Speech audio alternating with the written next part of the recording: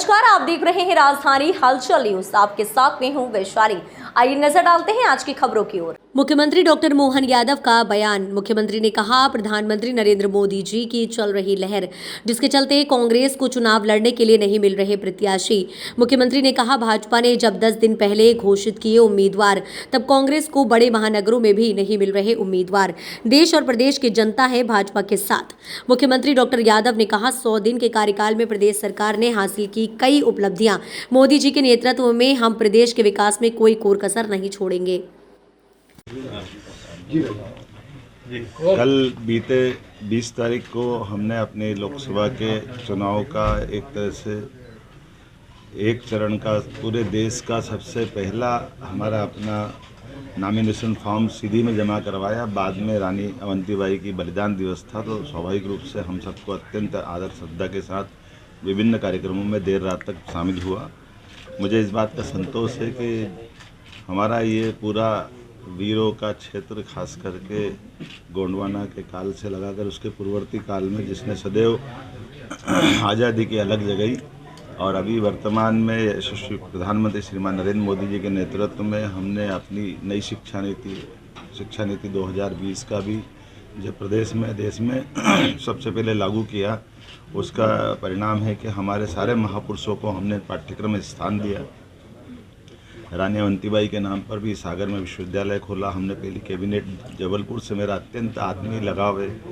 College जीवन से एक विशेष स्नेह जैसे किसी नगर से बजाता है। मैं इस बात को महसूस करता हूँ कि इसीलिए हमने अपनी पहली कैबिनेट भी हमारे मित्रों के साथ, माननीय राकेश जी, माननीय अशोक रोहानी जी और सारे मित्रों के साथ हमने जब पहली कैबिनेट की थी, और हमने रानी दुर्गावती, रानी अवंतीबाई को स्मरण किया था।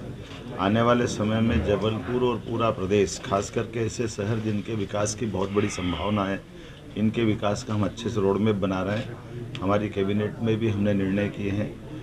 उज्जैन में जो समिट की थी उस दरमियान भी इस क्षेत्र में भी हमने अपने कारखानों का लोकार्पण किया, भूमि पूजन किया, और ये क्षेत्रीय लगातार निवेश को लेकर के आने वाले समय में जिस प्रकार से एग्रीकल्चर ग्रोथ रेट बढ़ी है, हम दो तरह से आगे बढ़ रहे हैं कि जिसमें कृषि आधारित फूड पार्क और बाकी चीज़ें, फूड इंडस्ट्रियाँ लगे, रेडीमेड गारमेंट्स की भी बड़ी संभावना है, और उसके अलावा कौन कौन से क्षेत्र जिसमें विकास की संभावना होगी, इसमें बड़े पैमाने पर जहाँ ये खदान आधारित उद्योग भी है, जिसमें माइनिंग के लेकर के बड़े अच्छे चक भी यहाँ उपलब्ध है।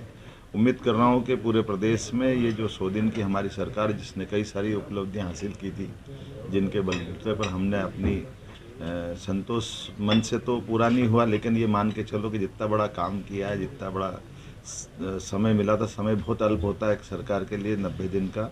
ऐसे में सरकार का गठन, मंत्रिमंडल का गठन, तमाम प्रकार की बदलाव के बावजूद भी हमें संतोष है। यशस्वी प्रधानमंत्री ने जो हम सबको मार्गदर्शन दिया, हम उनके नेतृत्व में इस चुनाव की तरफ बढ़ गए हैं, और जिस प्रकार से जनता का रिस्पांस मिल रहा है वो काबिले तारीफ़ है। निश्चित रूप से हमारे इस माननीय मोदी जी का जो लहर चल रही है, ये हालत है कि कांग्रेस को प्रत्याशी भी नहीं मिल पा रहे। आज की स्थिति में जब हमने सारे प्रत्याशी लगभग 10 दिन पहले डिक्लेयर कर चुके कांग्रेस को, आज सारे बड़े बड़े महानगर से उनकी सीटों पे कोई प्रत्याशी नहीं मिल रहे।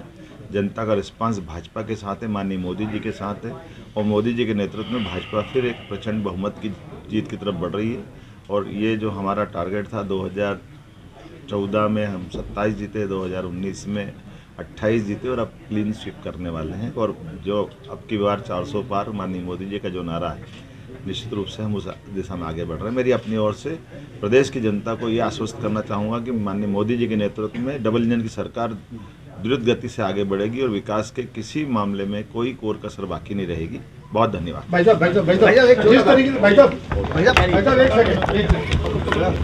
इस खबर में फिलहाल इतना ही। आगे की तमाम अपडेट से जाने के लिए जुड़े रहें राजधानी हलचल न्यूज के साथ। नमस्कार।